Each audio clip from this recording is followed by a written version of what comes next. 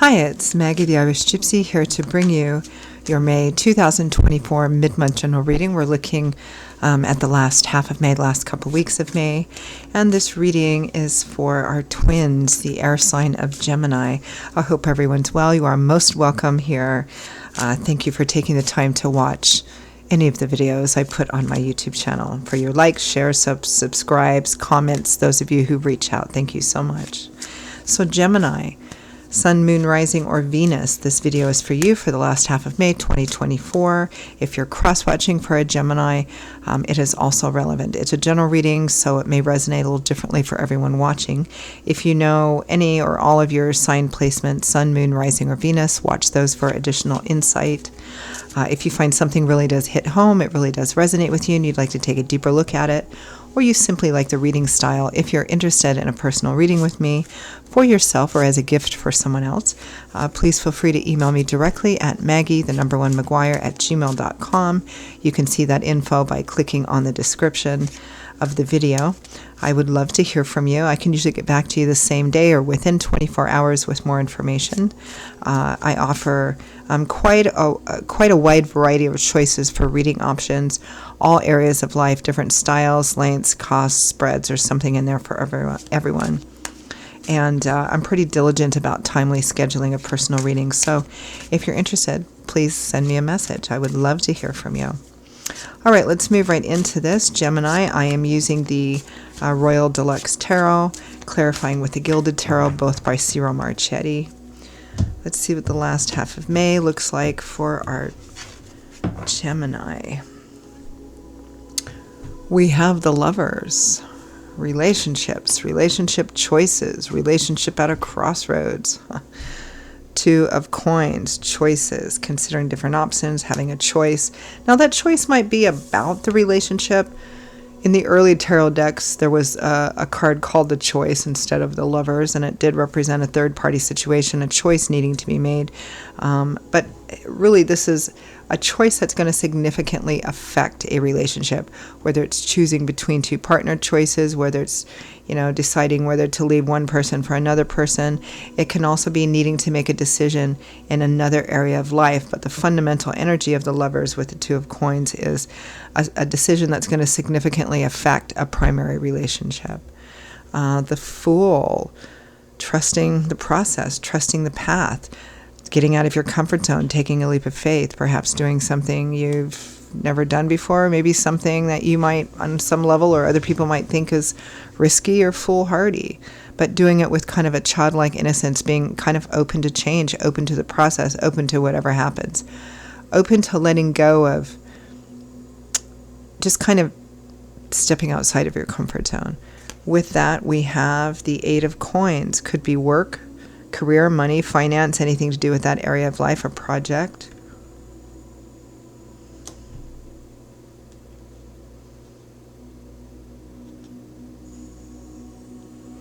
Some of you, it might be taking a job that has a different pay structure that you might have to move or relocate or travel for.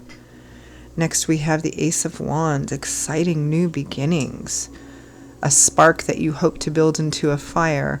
With the Ten of Coins, long-term security and stability. This can be financial, material, it can be emotional and relationships. It can be a combination of all of those things. Strong kind of sense of home. I mean, this could be a lot of different things in regards to a significant decision. It could be moving in together. It could be getting married. It could be buying a home, starting something new, starting something different, relocating. A new career path, again, that requires moving, relocating, or travel. From the bottom of the deck, the overall energy and focus is the Two of Cups. So, I mean, it's quite clear that relationships or partnerships are central here. Doesn't necessarily have to be romantic, but with the Two of Cups and the Lovers, it probably is. It might be for some of you, too. Some of you may have had a good friend, a close friend, a best friend, and there may be some romantic element entering into that relationship, which, would require you kind of stepping out of your current comfort zone. Let's take a look at that primary theme.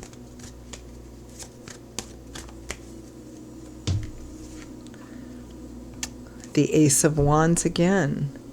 The beginning of desire, passion, excitement, a new path, a new direction. The Fool again. Taking a chance, taking a risk. But the Hermit is a very wise, based on my long experience kind of energy. It's a card of contemplation and seeing the right path based on your wisdom and experience. Letting go and starting a new path. And again, trusting in that. Trusting in the new path, the new direction, even if you don't exactly understand it, or even if it's a bit nerve-wracking. Some of you may have met someone new and you're like, that couldn't work out. That maybe they're very different from you. Maybe they're a different culture, a different age, a different, something different about them. I mean, ultimately, this is a general reading, so the details, specifics, and intensity will vary. But the fundamental energy never does. So fundamentally, this reading is all about taking a chance, taking a risk, getting out of your comfort zone and taking a chance. Walking into the unknown, a leap of faith. Let's take a look at that Lovers and the Two of Coins. Whether it's about a relationship, about a new person, about a currently existing relationship, or some other area of life like work, career, money, you're like, this would be such a huge, major thing to do. Maybe it's just nuts. I don't know if I should do this. Yeah. Lovers and the Two of Coins.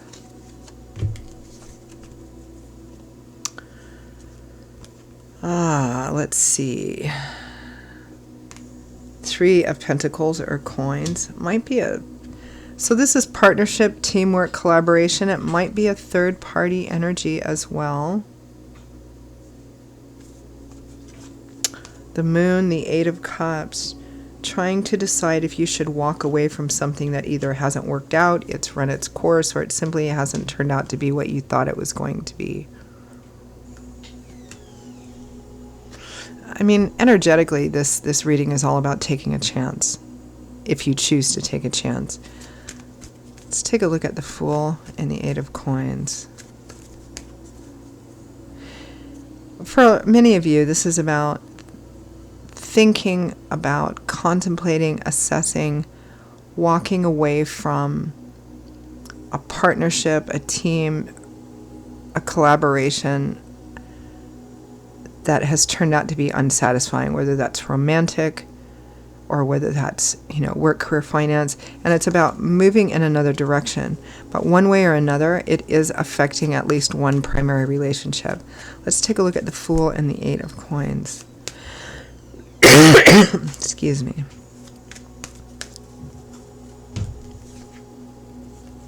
My goodness.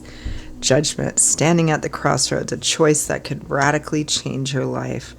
Strength and the Wheel of Fortune, having the strength, courage, wisdom, humility, insight to accept and embrace the change and move forward. This whole reading's about that.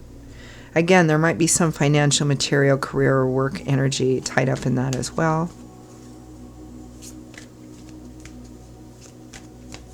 Sitting down and talking with a partner about it. Ace of Wands, Ten of Coins.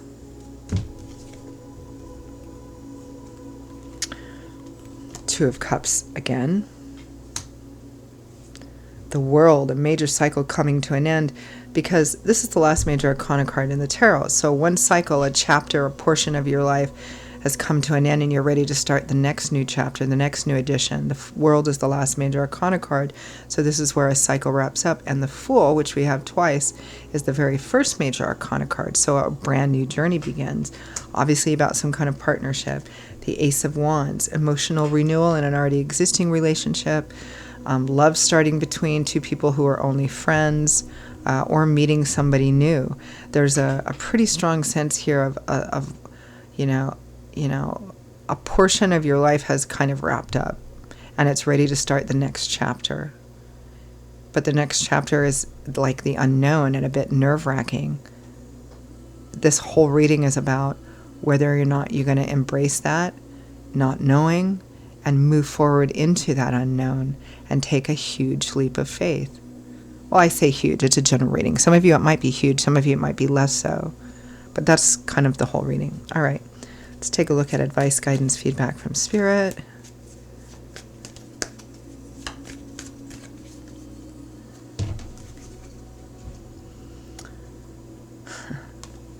The Knight of Wands. This is the Knight of Fire, moving forward, taking charge, the Lovers, making that decision.